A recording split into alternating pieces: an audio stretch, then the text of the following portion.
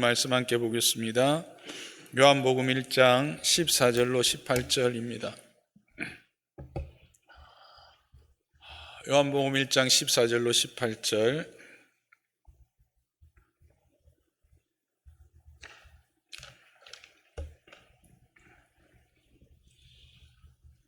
교독하겠습니다. 말씀이 육신이 되어 우리 가운데 거하심에 우리가 그 영광을 보니 아버지 독생자의 영광이요 은혜와 진리가 충만하더라. 요한이 그에 대하여 증언하여 외쳐 이르되 내가 전에 말하기를 내 뒤에 오시는 이가 나보다 앞선 것은 나보다 먼저 계심이라 한 것이 이 사람을 가리킴이라 하니라. 우리가 다 그의 충만한 데서 받으니 은혜 위에 은혜르라. 율법은 모세로 말미암아 주어진 것이요 은혜와 진리는 예수 그리스도로 말미암아 온 것이라. 함께 했습니다.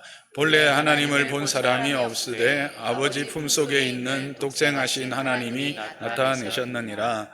아멘. 우리는 성탄을 맞이하면 메리 크리스마스 하면서 이 성탄을 축하하고 서로 축복하고 또 성탄을 즐거워합니다. 앞에서 우리가 제가 광고를 시작하면서 메리 크리스마스를 함께 나누면서 과연 이 힘들고 어려운 혼돈한 이 시대에 이 시기에도 과연 성탄은 축하할 만한 것인가? 성탄은 서로를 향하여 축복하고 우리가 함께 즐거워하고 함께 감사할 만한 것이며 그렇게 해야 하는가? 라고 하는 질문을 우리는 할 수 있습니다. 세상 사람들이 말하기를 이렇게 어렵고 혼돈스러운데 뭘 서로 촛불을 켜고 또 반짝이를 달고 그렇게 요란스럽게 성탄을 축하하느냐라고 우리에게 말할 수 있습니다. 그럼에도 우리는 어떠한 환경 가운데서도 이 성탄은 서로에게 축하가 되고 축복이 되고 서로에게 이렇게 기쁨으로 함께 누려지는 은혜의 자리가 되어야 합니다. 왜 그렇습니까? 그것은 바로 이 성탄이라고 하는 것, 예수 그리스도의 오심, 그 성육신이라고 하는 것이 참으로 위대하며 참으로 특별한 일이기 때문에 그렇습니다. 참으로 유일하며 참으로 독특한 하나님의 은혜이기 때문에 그렇습니다. 왜 그것이 위대하고 특별하며 또한 그것이 독특한 유일한 은혜가 되는가? 그것은 바로 예수 그리스도의 오심은 성육신 하심이기 때문입니다. 성육신이 뭔가? 오늘 14절은 성육신에 대하여 이렇게 말하고 있습니다. 말씀이 육신이 되신 것이다 라고 이야기합니다. 성육신은 말씀이 육신이 되신 것입니다. 그러면 이게 말씀은 뭔가? 말씀이 육신이 되었다는데 이 말씀은 뭔가? 1장 1절에 요한복음 1장 1절에 이렇게 우리에게 그 말씀에 대하여 소개하고 있습니다. 함께 읽어보겠습니다. 태초에 말씀이 계시니라. 이 말씀이 하나님과 함께 계셨으니 이 말씀은 곧 하나님이시라. 말씀이 뭐라고 합니까? 하나님이라고 합니다. 즉 성육신이라는 것은 하나님이 육신을 입으신 것입니다. 여기서 육신이라고 하는 것은 영어로 플래시입니다. 그러니까 살점 조금 그냥 조금 비하가 아니라 그냥 그대로 날 것으로 표현하면 살덩어리가 되었다, 이렇게 표현하고 있는 거죠. 그러니까 하나님이 이렇게 낮아지셨다라고 하는 의미와 함께 하나님이 몸을 입으셨다. 즉 우리와 같은 살과 뼈와 피를 가진 어떤 육체로 오셨다라고 하는 것을 이야기하는 겁니다. 다른 말로 하면 참 사람이 되었다. 진짜 사람이 되었다는 거예요. 그림자만 사람이 아니다라는 거예요. 모양만 사람이 아니다라는 거예요. 정말 사람이 된 거예요. 참 하나님이, 진짜 하나님이, 태초부터 계셨던 그 말씀이신 하나님이 참 사람이 되신 사건, 그게 바로 뭐냐면 성육신이다라고 말하고 있는 것입니다. 그래서 이것은 특별하고 위대합니다. 여러분 생각해 보십시오. 죄송하지만 여러분들은 강아지 좋아하시죠? 안 좋아하세요? 제가 안 좋아하니까 여러분도 안 좋아하시는가 보다. 좋아하는 사람들이 있어요. 너무 사랑해요. 그래서 죄송하지만 남편 밥은 안 챙겨도 강아지 밥은 챙깁니다. 그런 분한테 그렇게 사랑하니까 당신이 강아지가 되어서 강아지를 구원해봐라 라고 이야기하면 강아지가 될 사람이 있을까요? 근데요, 하나님은요, 하나님의 그 영광스러움을 다 버리고요, 우리가 되신 거예요. 인간이 되신 거예요. 왜? 우리를 구원하기 위해서. 그게 바로 성육신인 겁니다. 그래서 위대한 거예요. 이것을 빌립보서 2장에서는 그 하나님의 그 모든 보좌의 영광을 버리고 이 땅에 오셨다, 그렇게 말하고 있습니다. 근데 그냥 이 땅에 오신 것뿐만 아니라 우리 가운데 거하셨다라고 말합니다. 여기서 거했다라고 하는 것은 장막을 쳤다라는 겁니다. 그래서 우리 가운데 거했다라는 것은 우리 가운데 장막을 쳤다라는 거예요. 장막을 친다라는 건 뭐예요? 같이 사는 거예요. 같이 먹고 같이 마시고 같이 생활하는 거예요. 우리가 웃을 때 같이 웃고, 우리가 아플 때 같이 아프고, 우리가 슬플 때 같이 슬퍼하고, 성경이 말하는 바 같이 웃고 같이 울고 같이 슬퍼하고 같이 즐거워하는 그 삶을 함께 나누는 겁니다. 이것을 조금 더 우리 가운데 거하는, 장막을 치고 우리 가운데 계셨다라고 하는 것을 요한 사도는 요한일서 1장 1절에서 2절에 이렇게 이야기합니다. 함께 읽어볼까요? 시작. 태초부터 있는 생명의 말씀에 관하여는 우리가 들은 바요, 눈으로 본 바요, 자세히 보고 우리의 손으로 만진 바라. 이 생명이 나타내신 바 된지라. 이 영원한 생명을 우리가 보았고 정언하여 너희에게 전하노니 이는 아버지와 함께 계시다가 우리에게 나타내신 바 된 이시니라. 결국 우리 가운데 인간의 몸으로 있고 장막에 거하시는 그분은 아버지와 함께 계시다가 나타나신 분인데, 그는 우리는 직접 보았고 그의 목소리를 들었고 우리의 손으로 만진 존재다라고 하는 거예요. 그러니까 이게 허상이나 허구가 아니라는 것을 우리의 삶에 분명하게 내주하시고 우리의 삶에 함께 하셨던, 실제로 이 땅에 존재했던 역사적인 사건이요, 역사적인 인물이었다라고 하는 것이죠. 그런데 여기서 이렇게 묘사된 분, 말씀, 또 하나님과 함께 계셨던 이분은 누구를 말할까요? 15절에 보면 요한이 그분에 대해서 이렇게 말합니다. 요한이 증거하였던 자다. 어떻게 증거했냐면 내 뒤에 오시지만 나보다 먼저 계셨던 자다라고 증거했던 자라는 겁니다. 누구입니까? 계속해서 3인칭으로 말하지만 이 15절을 통해서 볼 때 세례 요한이, 이 15절의 요한은 세례 요한입니다. 세례 요한이 말했고 사도 요한이 말했던 말씀이며 빛이며 또 아버지와 함께 계셨던 그분은 누구입니까? 예수님이죠. 이것들을 이제 하나하나 이렇게 모아봅시다. 그러면 성육신의 의미가 보다 더 분명하게 드러나죠.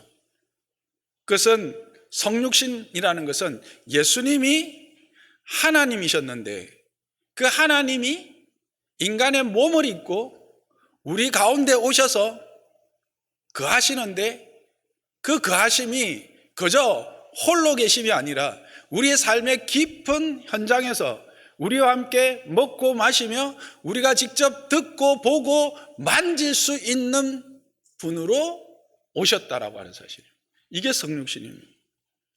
그저 하나님으로 멀쩡히 계셔서 그 영광스러움과 그 거룩함을 드러내신 것이 아니라 우리의 아픔, 우리의 슬픔, 우리의 낮아짐, 우리의 비천함, 그 자리에까지도 함께 하시는 거예요.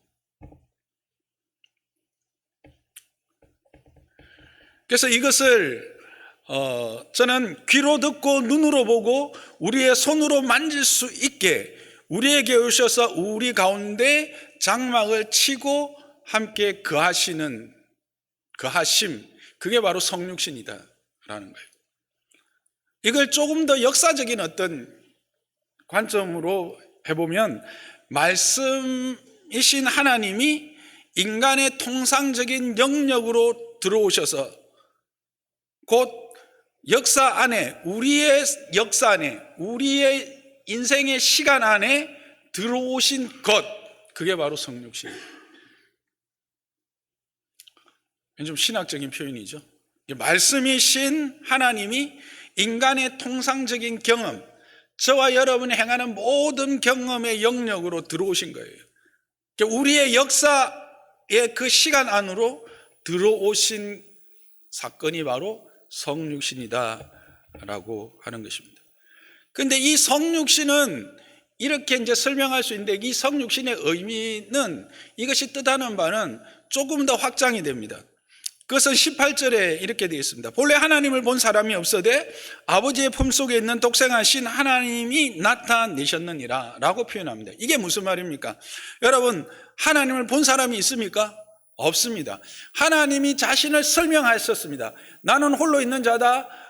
나는 사랑이다. 나는 창조주다. 나는 너희를 지키는 자다, 인도하는 자다. 다양하게 우리 하나님이 자신을 설명하고 말씀하셨지만 그 하나님을 직접 본 사람은 없어요.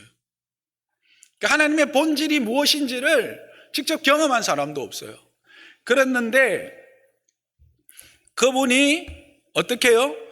아버지 품속에 있는 독생하신 하나님이 그 하나님의 품속에서 계시는 아들만 알 수 있는 그 깊은 일들, 그 하나님의 본질들을 유일하고 독특하고 특별하게 드러내신 사건, 그게 뭐다? 성육신이다라는 거예요. 그거를 지금 18절이 말하고 있는 거예요. 고개를 끄덕끄덕 하시는 분이 몇 분 안 계시는데, 조합해 보면 이런 거죠. 성육신이라는 것은 하나님이신 예수님이 인간의 몸을 입고 우리가 통상적으로 경험하는 모든 그 경험 안으로, 우리의 역사 안으로 들어오셔서 우리가 지금까지 한 번도 보거나 경험하지 못했던 그 하나님을 경험하게 하시고 그 하나님을 보여주시고 그 하나님을 깨닫게 하신 사건이 뭐냐? 바로 성육신이다라는 거예요. 엄청난 것이죠. 그래서 이것은 특별한 것입니다. 참으로 신비로운 것입니다. 그래서 빌립이 하나님을 보여달라 그렇게 말하죠. 이제 제자들 발 씻어주고 내가 이제 죽는다 하니까 제자들이 겁이 나가지고 우리 선생님이 이제 이렇게 죽으면 어떻게 하나 근심하는 거 알면서 뭐라고 말씀하십니까? 요한복음 14장에 너희는 마음에 근심하지 말라. 하나님을 믿으니 또 나를 믿으라. 내가 가는 것은 너희를 위하여 처소를 예비하러 가는데 가서 처소가 예비되면 내가 다시 와서 너희를 나 있는 곳에 있게 하겠다라고 이야기를 하죠. 그래서 이제 이제 내가 그 하나님께로 가는데, 우리가 하나님 본 적이 없는데 하나님 보여주세요. 그 하나님을 알게 해주세요. 야 빌립아, 니 도대체 니 이래 오래 내 하고 있었는데 아직도 하나님을 안 봤단 말이가. 나를 본 것은 하나님 본 것이다. 이렇게 말씀하시는 거죠. 거기서 바로 이 예수 그리스도의 오심, 성육신이 뭘 의미하는지를 보여주는 거예요. 그래서 성육신은 바로 하나님이 되심, 하나님이 어떤 분이신지 구약에서 말씀으로만 증거되고 가르쳐 주었던 그것들을 깨닫게 하는 것이죠. 생명의 주인이다. 어떻게 나타나십니까? 죽은 자를 살리는 것으로 나타납니다. 모든 자들의 그 공급자시다. 오병이어로 바로 보여주세요. 치료하시는 하나님, 요하 라파입니까? 발이 그냥 말씀으로 참 목자다. 양을 위하여 자기를 버리는 자가 참 목자다. 스스로 버리심으로 그 목자이심, 하나님의 어떠하심이 구약에서 이야기되어지고 선포되어졌던 것들이 구체적으로 확인시켜서 보게 하고 믿게 하는 그분으로 오신 게 바로 성육신이라는 거예요. 그래서 이것을 인간의 통상적인 경험과 역사 안으로 들어오셔서 아무도 본 적이 없는 하나님, 아무도 알 수 없는 하나님의 가장 깊은 일들과 오직 하나님의 깊은 품속에서만 확인할 수 있는 그 계시를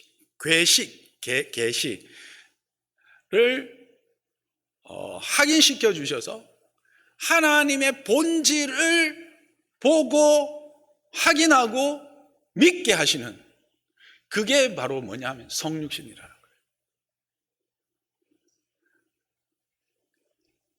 그러니 이것이 얼마나 엄청난 사실입니까? 구약의 모든 역사의 진행은 뭡니까? 메시아를 향하고 있었습니다. 태초에 하나님이 당신의 형상을 따라 사람을 만들었습니다. 무질서했습니다. 공허했습니다. 흑암이 가득 차 있고 공허하던 그곳에 말씀이 임하니까 질서가 생겼어요. 그리고 그 질서 안에서 하나님의 형상이 지어졌어요. 그래서 그 하나님의 형상을 하나님은 에덴에 두시고 그 하나님의 영광을, 은혜의 부요함을 누리게 하셨어요. 그런데 어떻게? 반역하죠. 하나님처럼 되고 싶은 그 반역으로 인해서 그 모든 것들을 잊어버립니다. 그러나 하나님은 그의 계획을, 그의 구원을 포기하지 않으십니다. 그게 어떤 약속으로 나타납니까? 여자의 후손에 대한 약속과 그 여자의 후손에 대한 분명한 증거로, 약속의 증거로 가죽옷을 해 입히시죠. 그리고 이어서 누구요? 에녹, 노아, 아브라함, 12지파, 이스라엘, 그리고 이스라엘을 인도하심, 선지자를 보내심, 이렇게 해서 구약의 전체 역사들을 통해서 뭘 보여주는 거예요? 하나님이 어떤 분이시며 하나님의 구원이 어떻게 이루어질 것을 계시해 주셨는데 그 모든 것들이 그대로 어디서 나타나는 거예요? 그리스도의 성육신으로 이제 성취된 거죠. 이제 그것이 이루어지는 겁니다. 그래서 이 그리스도의 성육신으로 말미암아 이루어진 결과를 뭐로 말하고 있냐면 오늘 말씀은 은혜와 진리로 충만케 되는 것입니다.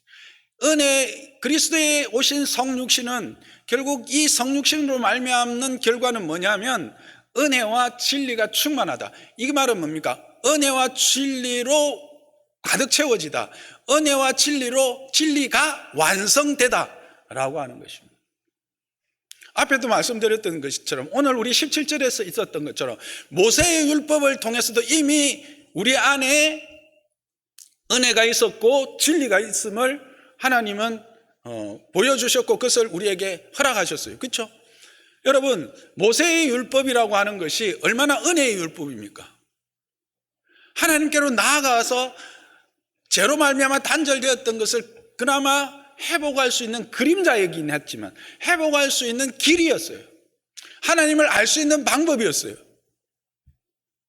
하나님의 은혜를 입는 통로였어요.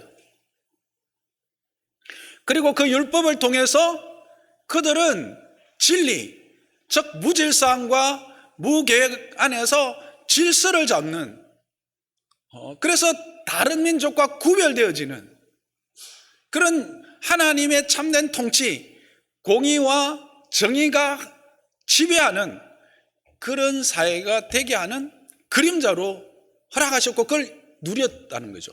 그러나 그것이 어떻게? 이제 예수 그리스도의 성육신으로 말미암아 그게 완성되었다는 거예요. 충만하게 찼다는 거예요. 충만해졌다는 거예요.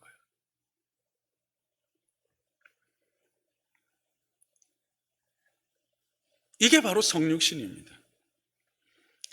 그러면 구체적으로 이 은혜가 충만하게 됐고 진리가 충만하게 되었다라고 하는 것은 구체적으로 어떤 것인가 좀 막연하잖아요. 그렇죠? 그래서 이제 은혜라는 것을 이제 사전을 찾아보니까 이런 뜻이 있어요. 아주 높은 존재, 즉 신이나 임금 등이 인간이나 백성들에게 베푸는 고마운 일과 사랑 또는 인류에 대한 하나님의 사랑, 이런 것으로 이제 사전적 의미면서요. 이것을 성경으로 풀어보면, 성경으로 해석해 보면 어떤 거냐면, 젖을 빠는 아기에 대한 어머니의 반응과 아버지가 아들에 대하여 가지는 반응과 같은 것에 담긴 사랑으로, 즉 그런 어머니와 아버지의 사랑을 받는 자로서의 기쁨과 즐거움이 넘치는 것, 넘치게 하는 그 무엇, 그것이 바로 뭐다? 은혜라고 말할 수 있는 거예요. 앞에 거는 그거는 이제 사전적 의미고, 뒤에 이제 어머니 이거는 이제 성경에서 뽑아본 거예요. 그 구체적으로 뭔지를 이사야를 한번 봐야 알겠죠. 이사야 49장 15절을 한번 봅시다. 거기 보면 우리가 잘 아는 말씀이죠. 여인이 어찌 그 젖 먹는 자식을 잊겠느냐. 잊을 수 없다는 거죠. 자기에서 태에서 난 아들을 긍휼히 여기지 않겠느냐. 다 긍휼히 여긴다는 거죠. 그래서 그들은 혹시 잊을지라도 나는 너희를 잊지 아니하리라. 여기서 본래의 핵심은 뭐예요? 하나님이 실질적으로 너희의 젖 먹이는 어머니의 그 사랑과 긍휼보다도 더 너희를 사랑하고 긍휼히 여기며 너희를 잊지 않는다라고 하는 것이 이제 핵심이지만, 그러나 그 안에 또 다른 내용은 뭡니까? 인간으로서 행하는 가장 큰 사랑이 뭔가를 어디에 비유한 거예요? 어머니에 비유한 거죠. 어떤 어머니? 젖 먹이는 갓난아이, 엄마의 젖이 없으면 생존이 불가능한 그 갓난아이에 대한 사랑과 그를 향한 긍휼을 뭐에 비교한 거예요? 하나님의 사랑에 비유한 거죠. 그 사랑으로 즐거워하는 것, 그 사랑으로 기뻐하는 것이 바로 은혜다라는 거예요. 그래서 이제 앞에서 사전적으로 이제 하나님이라 합시다. 하나님이 백성들에게 베푸시는 고마운 일과 사랑이라 그랬잖아요. 그 사랑이 구체적으로 어떤 사랑인가? 이런 사랑이에요. 또 하나는 아버지의 사랑을 볼 수 있어요. 예레미야 31장 20절에 보면 에브라임은 누군지 아시죠? 북이스라엘을 부르는 다른 명칭이죠. 또 이거 에브라임은 또 그 요셉의 아들 아닙니까? 그죠? 이 정도는 설명 안 해도 다 아시겠지만 여러분들 에브라임이 왜 갑자기 나오지? 에브라임은 북이스라엘을 부르는 또 다른 이름입니다. 그를 향해서 나의 사랑하는 아들, 기뻐하는 자식이 아니냐, 사랑한다고 말하고 기뻐한다고 말합니다. 그러면서 그를 책망하여 말할 때마다 내가 깊이 생각한다. 근데 그 책망할 때마다 그를 위하여 어떤 마음으로 책망하고 생각하냐면, 창자가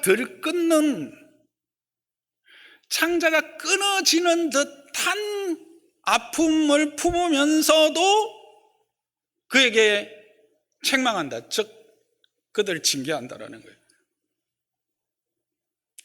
그것이 하나님의 사랑이다라는 거예요. 여러분, 단장의 슬픔이라는 것 아시죠? 그 유래 아세요? 그 장강 있잖아요. 중국에 장강에 어떤 배가 이렇게 가다가 그 원숭이 새끼가 잡았어. 원숭이 새끼를 잡아가지고 고기를 해 먹었네. 그러니까 그것까지 아닌가. 하여튼 원숭이 새끼를 잡았어. 그랬더니 계속 원숭이 한 마리가 계속 따라오는 거야. 그러다가 그 배에 떨어져서 죽었어. 그래서 보니까 어미 원숭이인데, 어미 원숭이의 배를 잘랐더니 뭐가? 창자가 끊어져 있는 거야. 이게 바로 단장의 슬픔. 자식 잃은 미물이지만 어머니의 슬픔을 이야기할 때 단장의 슬픔을 이야기하는 거거든요. 그러니까 여기서 말했던 이 예레미야 31장 20절에서 말하는 이 하나님의 이 슬픔이 좀 이해가 되시죠? 그런 것으로 정말 아프지만 해초리를 들어서라도 이 거룩함에서 떠나지 않고 거룩함에 머물러 하나님의 의로움, 그 자녀됨의 공의로움 안에 있게 하려는 하나님의 사랑을 이렇게 이제 아버지의 사랑으로 이야기한 거죠. 이런 사랑, 이 어머니 성경이 말하는 이사야서와 예레미야서의 이 어머니와 아버지의 사랑을 받는다면 여러분이 슬프겠어요? 기쁘겠어요? 감사하겠어요? 아니면 화가 나시겠어요?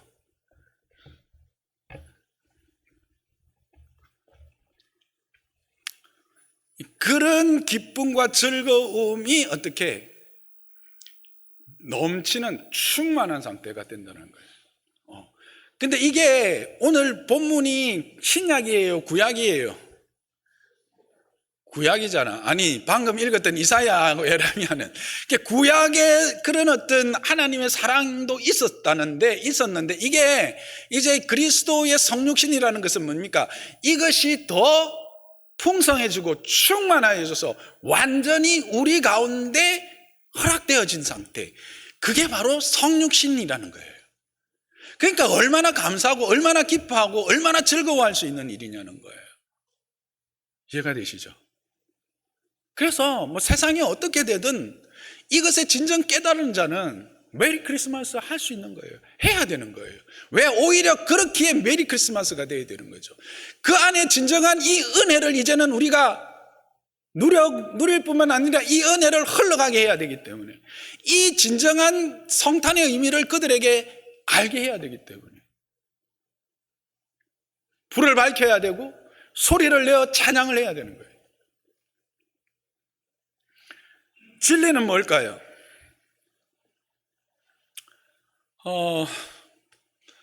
요한복음은 특히 진리에 대하여 아주 많이 언급하고 있습니다.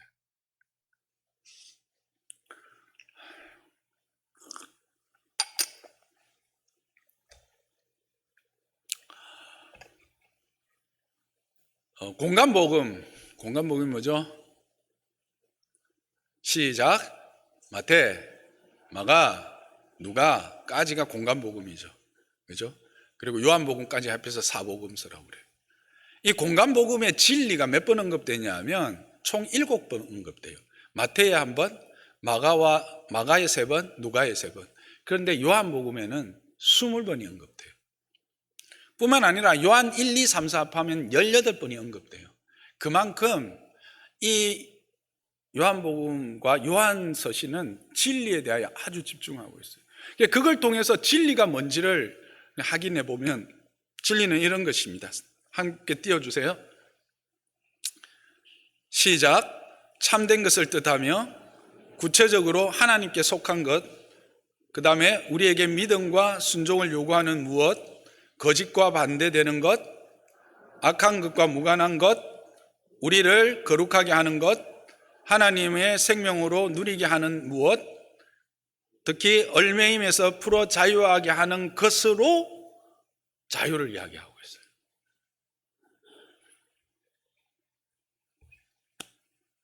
있어요. 진리를 이야기하고 있어요. 죄송합니다. 진리를 이야기하고 있어요. 근데 이것이 뭐가 된다? 충만하게 된다.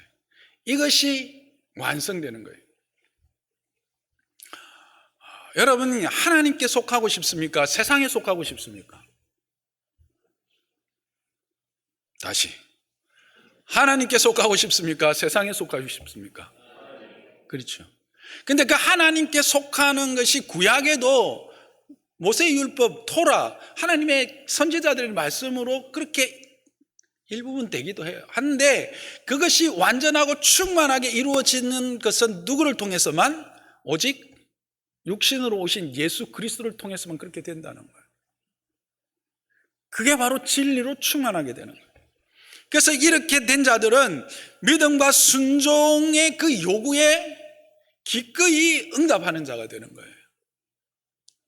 우리 교회를 이제 예로 들면 교사가 필요하다면 이 성육신을 진정 경험한 자는 거기에 마음에 동해서 기꺼이 순종하고 헌신하게 되는 거예요.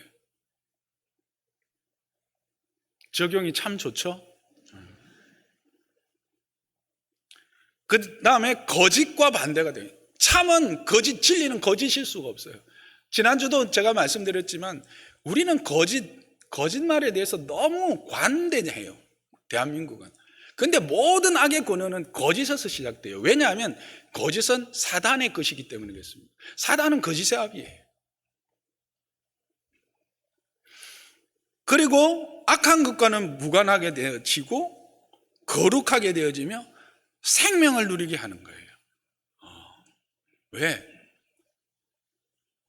그리스도는 생명이니까. 여러분 그 수가성 여인 기억나시죠? 네.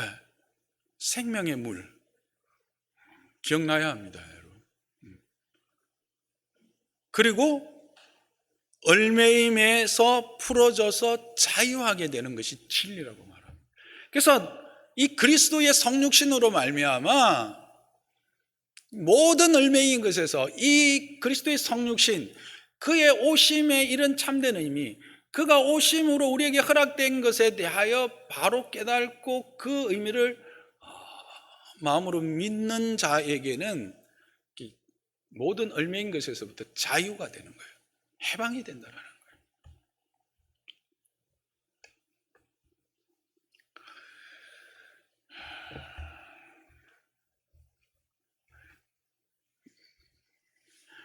그래서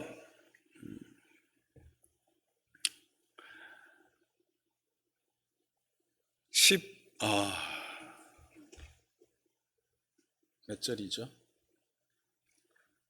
은혜 위에 은혜를 하여튼 그래서 이것을 깨닫는 자가 궁극적으로 은혜와 진리가 충만하게 된 자가 은혜 위에 은혜로 들어가는 거예요. 우리가 구약을 통해서 누렸던 그 하나님의 은혜 위에 참 은혜로 들어가는 그 길이 뭐다? 그리스도의 성육신입니다. 이게 얼마나 복된 일인지. 16절이네. 옆에 있는데 사람이 갑자기 이렇게 당황하면 이렇게 원고가 안 보여요. 제 원고 안에는 다 있습니다. 근데 아직도 당황한다는 게 이상하시죠, 여러분? 설교를 지금 몇십 년 했고, 근데 이게 설교입니다. 이게 제 힘으로 하는 게 아니기 때문에 그렇습니다. 여러분이 기도를 많이 해주셔야 됩니다. 그래서 정리하면 성육신이라는 것은 뭔가 하나님이 몸을 입고 참 인간으로 이 땅에 오셔서 우리의 통상적인 경험 안으로 들어오시는 것, 우리의 역사 안으로 들어오셔서 함께 거하시는 것, 그게 성육신인데 그것으로 말미암아 우리는 참 은혜와 참 진리, 은혜와 진리의 충만함과 그 부요함에 들어가게 된다라고 하는 사실입니다. 그래서 태초부터 하나님의 약속하신 것들이 희미하게 그림자로만 보여졌던 것들이 이제는 실체로 확인되어지며 누려지는 그런 은혜에 들어가게 된다라고 하는 것이죠. 이것을 깨달은 자들의 삶은 어땠을까? 구체적인 예가 바로 육신의 어머니이신 마리아입니다. 마리아가 아기를 가졌어요. 그때 그는 결혼한 상태입니까? 처녀의 몸입니까? 처녀의 몸이에요. 축복입니까? 저주입니까? 저주라고 볼 수밖에 없습니다. 왜 그렇습니까? 요즘도 저런 율법 사회, 무슬림 사회에서는 명예살인이 있다는 건 여러분 아시죠? 뭐 임신이 아니라 그냥 남자친구와 함께 있었다라고 하는 사실만으로 살인이 일어나는 사이예요. 근데 2000년 전에는 어땠을까요? 말하면 뭐 하겠습니까? 그랬는데 아기가 생기고 배가 불러와. 이건 뭐예요? 큰일 난 거예요. 저주예요. 죽음을 선고받은 거예요. 근데 이 여인이 지금 어떻게 합니까? 누가복음 1장 46절에서 55절에 보면 46절만 읽어봅시다. 마리아가 이르되 내 영혼아 주를 찬양하며 내 마음이 하나님 내 구주를 기뻐하였다라고 말합니다. 이게 말이 됩니까? 근데 이렇게 변화된 겁니다. 왜요? 이 성육신, 하나님의 그 언약함이 자신 안에서 성취되어진다라고 하는 이 성육신의 참된 의미를 깨달았기 때문입니다. 성령으로 말미암아 이것이 하나님의 뜻하심이요, 이것이 메시아 그리스도를 보내시는 하나님의 역사라는 것을 깨달은 거죠. 그래서 이것으로 말미암아 결국은 되어질 일들에 대해서 확신하게 된 겁니다. 그래서 찬양하게 되는 거예요. 이게 무슨 의미입니까? 이게 우리에게 주는 메시지는 뭡니까? 진정 하나님의 성육신에 대한 참된 의미를 깨닫고 믿고 거기에 자신을 의탁하는 자는 어떠한 환경과 어떠한 형편도 뛰어넘는 참된 기쁨과 찬양의 이유를 발견하는 삶을 살게 된다는 겁니다. 그렇잖아요. 마리아 보세요. 여러분 한번 생각해 보세요. 여러분은 그냥 남자도 그렇다 치고 남자도 똑같아요. 이게 찬양할 일이에요? 아니에요. 근데 찬양이 되는 거예요. 왜 그럴까요? 이 성육신 하나님이 인간으로 오시고 그 하나님의 언약과 약속이 성취되어지는, 그래서 하나님의 그 본질이 나의 삶 속에서 나의 삶의 자리에서 내 역사의 현장에서 나의 경험 안으로 들어와 계신다라고 하는 것의 참된 의미를 깨닫게 됐기 때문에 이런 찬양을 할 수 있는 거예요. 찬양뿐만 아니라 소망을 노래하게 됩니다. 49절, 큰 일을 내게 행하셨다. 그리고 긍휼하심이 두려워하는 자에게 대대히 미친다. 51절, 마음이 생각한 자들을 흩으신다. 권세 있는 자들, 여기는 그냥 힘이 있다라고 말하는 게 아니라 하나님이 주신 권세, 공의와 정의를 하수처럼 흘러가게 해야 될 그 권세를 자신의 배를 불리며 자신의 유익만을 위하여 잘못 사용하는 그런 잘못된 권세들을 꺾으시는 거예요. 줄이는 자를 좋은 것으로 배불리시고 이스라엘, 그 종 이스라엘, 하나님 앞에 신실한 이스라엘을 도우시고 긍휼히 여기시며 기억하실 것에 대한 소망, 또 그것에 대한 노래를, 찬양을 하게 되는 겁니다. 우리는 시작하면서 이런 시대에 과연 성탄의 불을 밝히고 찬양을 틀고 그렇게 그것을 목소리 높이며 메리 크리스마스라고 축복하고 그렇게 즐거워해야 하는가? 그럴수록 더 우리는 메리 크리스마스를 외쳐야 합니다. 그럴수록 우리는 더욱더 소리를 높여서 이 그리스도의 오심의 의미를 그 절망 가운데, 혼돈 가운데 있는 세상 가운데 보여줘야 하고 말해주고 그들로 하여금 이 은혜를 알게 해야 되는 거예요. 그럴 때 거기 안에서 진정한 은혜가 누려지고 그 안에서 진정한 진리가 세워지는 거예요.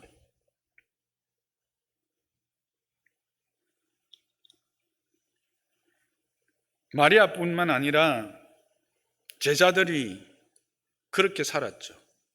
그렇게 반응했죠. 그리고 이것을 깨달은 바울은 빌립보서 3장 7절에서 11절에 이렇게 말합니다. 유익했던 것을 그리스도를 위하여 해로 여기게 되었다라고 말합니다. 그러면서 그리스도를 아는 지식이 가장 고상하기 때문에 모든 것을 잃어버리고 배설물로 여겼다고 합니다. 이게 무슨 말일까요? 인생에 있어서 참된 가치와 참된 지혜가 어디에서부터 오는가를 깨달았다는 거예요. 그리고 자신의 삶을 어디에 집중하고 어디에 투신할 때 가장 가치 있는 삶이 될 것인가를 깨달았다는 거예요. 알게 되었다는 거예요. 그래서 그거 외에는 다 배설물로 여겼다라고 말합니다. 즉 사명자가 되는 거예요. 이 성육신에 대한 바른 의미를 깨닫고 그 의미에 자기를 의탁하는 사람, 그런 사람은 마리아처럼 환경을 뛰어넘고 바울처럼 참된 가치를 발견하여 그 가치에 자신을 투신할 수 있는 사람이 되는 것입니다. 그게 바로 은혜와 진리가 충만한 것이요, 은혜 위에 은혜가 되는 것입니다. 이런 사람에게 바울은 에베소서 5장 8절에서 14절에 권면을 하고 있는 것입니다. 하나님을 본받는 자가 되라. 이 진리가 가지고 있는 특성이었죠. 그리스도께서 너희를 사랑같이 너희들 서로 사랑 가운데 행하라. 하나님께 바른 희생제물을 드려라. 음행과 온갖 더러운 것과 탐욕은 이름조차 부르지 말라. 어리석은 말이나 희롱의 말은 마땅치 않다. 감사의 말을 해라. 음행하는 자나 더러운 자나 탐하는 자는 우상 숭배자다. 이런 자는 하나님의 나라를 기업을 얻지 못한다. 너희는 헛된 말로 속이는 자가 될 수 없다. 그렇게 하지 말라. 그렇게 하는 자는 하나님의 진노가 불순종의 아들의 임함같이 너희에게도 임한다. 그래서 뭐라고 말합니까? 8절에 너희가 전에는 어둠이더니 이제는 주 안에서 빛이라. 빛의 자녀들처럼 행하라. 구체적으로 빛의 자녀처럼 행하라. 빛의 열매는 모든 착감과 의로움과 진실함에 있다 하면서 적극적으로, 이제는 버려야 될 것이 아니라 적극적으로 주를 기쁘시게 할 것이 무엇인가를 시험하여 보고 열매 없는 어두운 일에 참여하지 말고 도리어 책망하며 엄밀히 행하는 것들을, 그 부끄러운 것들로부터 떠나라는 겁니다.